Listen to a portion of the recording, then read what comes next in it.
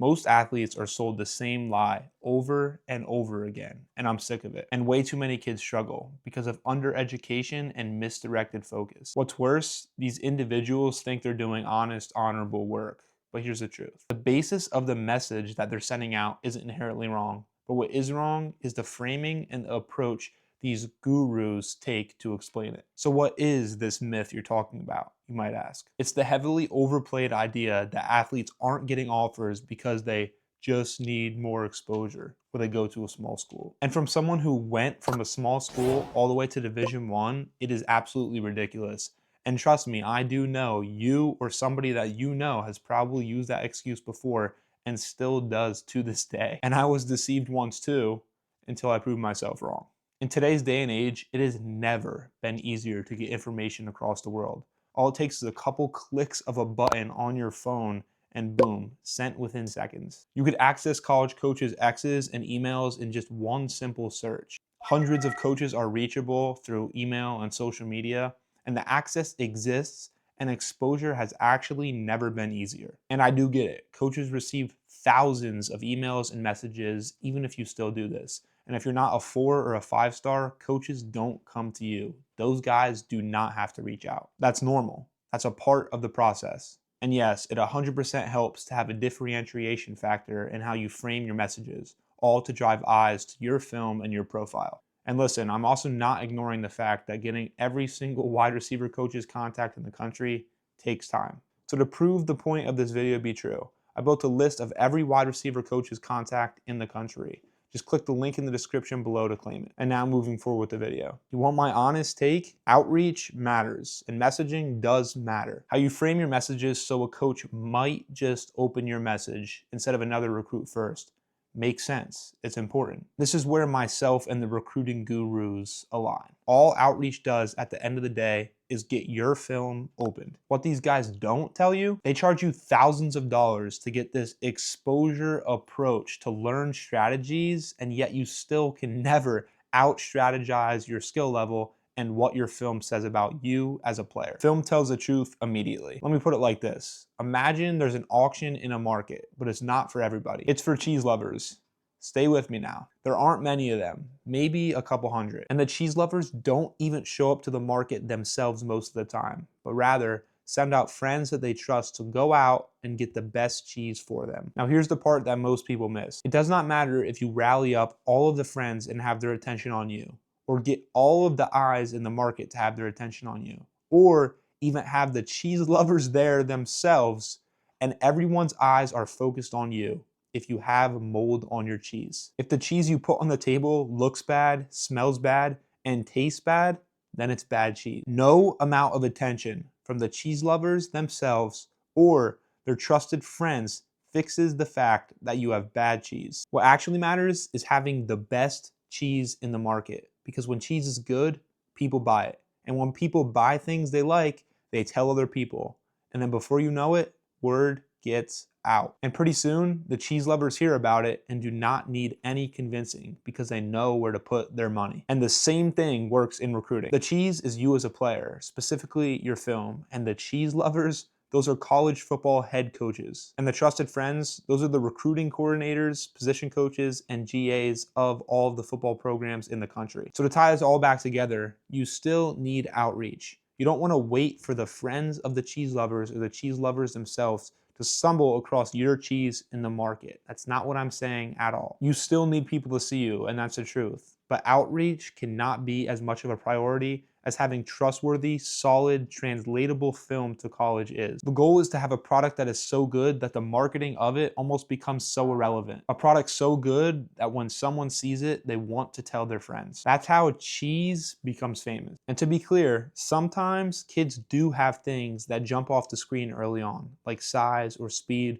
or just some crazy genetic trait. And that stuff does matter to an extent. I'm not ignorant to that fact. That would be, in our analogy, the color of the cheese and the size of the cheese. It could look good, it's appealing, and yes, alone that will attract the friends of the cheese lovers and the cheese lovers themselves. But once that cheese gets cut open, and once the level goes up and it gets tested at the college level, if there's nothing underneath that initial layer, it gets exposed. That's why the focus can't be on whining about exposure. The focus needs to be on improvement. It's not that some guys can't slip through the cracks.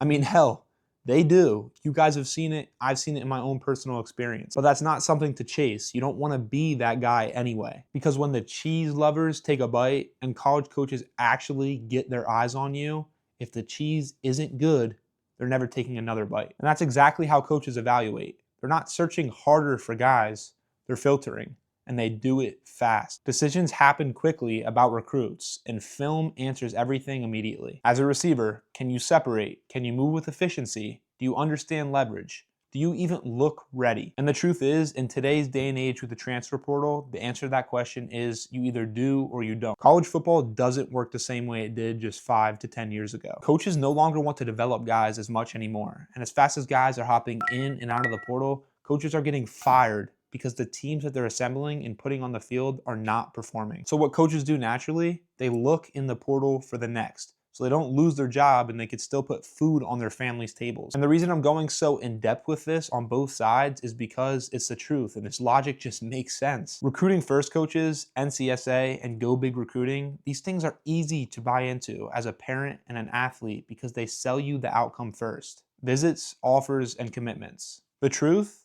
These sites cannot cure or help your ability at all, and most guys aren't good enough. And the basis of everything that you should have to know anyway for recruiting should be free. And I'm gonna solve that problem for you at the end of the video. From my own experience, my D1 interest did not come from any exposure tricks. If you know me, the last person that went D1 from my high school before me was 10 years prior. My high school was the definition of the I need more exposure and I go to a small school stereotype. There were 110 kids in my class and about 450 in the entire school. And to make it even better, my head coach wanted to run the ball with an average weight of the offensive line that was less than the receiver corps. We played in a good area, but our league was trash compared to the one next door, and my competition was not good by any means. And I was in the thick of the lies and told I should transfer. I even almost went through with it and had deep conversations with my parents about it myself. I got offers from schools like IMG, St. Francis Academy, and St. Thomas More in Connecticut, but something told me not to do it. I tore it up in high school, regardless of the fact that I wasn't in a structured program. And guess what happened? D1 attention started to come because my film was actually matching that skill level. And to give the full context, I did outreach as early as my sophomore year. And if those coaches didn't have their eyes on me, opportunities wouldn't have happened.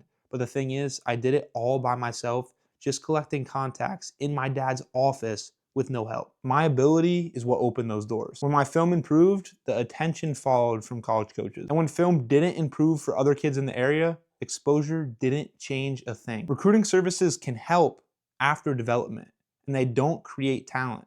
And the problem is most kids aren't at that level yet. Stay with me now. A lot of those guys sell convenience as progress, and those athletes confuse activity with improvement. Recruiting can feel super productive, and development will for sure feel insanely uncomfortable. So most athletes, they just choose what's easier and they never reach their full potential. And it's all because their priorities are backwards and the people profiting off them don't even realize it. The one core truth of this video, most athletes want attention and exposure when they're not ready. And as a result of that misdirected focus, development is slower and it's less flashy.